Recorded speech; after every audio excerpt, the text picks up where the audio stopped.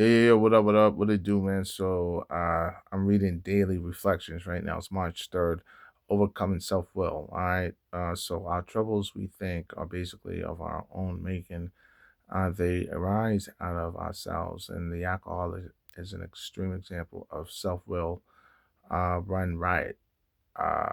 Through he usually doesn't think so. Above everything, we alcoholics must be rid of this selfishness.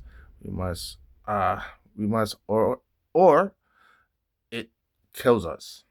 Alcoholics Anonymous, page 62. For many years, my life revolved solely around myself. I was consumed with self in all forms, self-centeredness, self-pity, self-seeking, all of which seem from pride. Today, I have been given the gift through the fellowship of Alcoholics Anonymous of practicing the steps and traditions in my daily life, or excuse me, of my group and sponsor, and the capacity, if I so choose, to put my pride aside in all situations which arise in my life.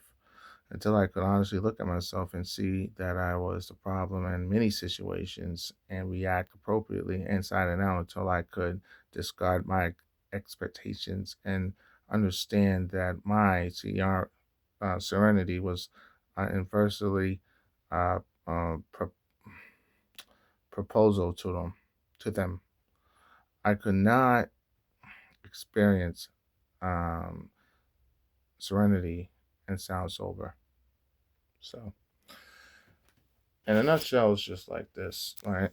I, yeah, I when I realized that honestly, that not so much I was a selfish, a self uh, pity, self loathing, just really an asshole in every such a fucking form of imagination.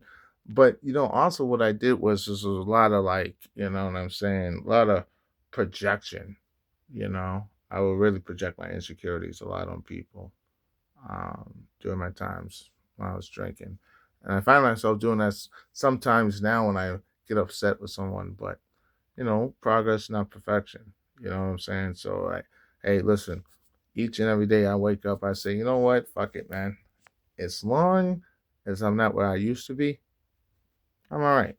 You know, now I'm looking forward to, hearing back from, I got to go through the next step at the post office. But hey, listen, one day at a time, you know. I'm just glad to be alive.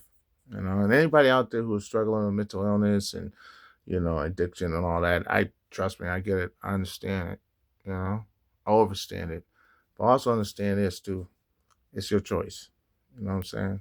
You know, there's no church in the wild, and trust me, pointing motherfucking fingers and all that shit that gets old. You know what I mean? And people will turn a deaf ear to you, and people will always see you, even when you think they don't. You know, I do what I do because this is in my heart. It's not an act. It's not clout chasing. You know, if that was the case, everybody knows my crazy black ass. I will always have a goddamn bottle, talking hella shit, doing the most from coast to coast. But I got my mind right. You know what I mean? At least on the path of getting my mind right. You know what I'm saying? Because you never want to. I never want to come across as a person that's graduated. It's complete, because graduation means completion. No, you just elevate. You know what I mean? And elevation is limitless. Especially if you're one of God's sons. You know what I'm talking about? Internal.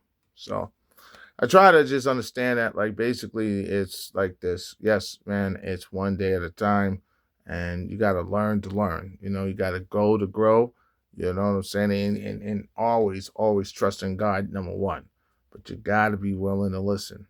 You know what I mean? And you got to be willing to comprehend. And you got to be able to just put in work at all costs. You know, changing. No, you just you're learning. You know what I mean? So this is my process, my learning process throughout these 987 days. Staying authentic and true to myself. You know what I mean?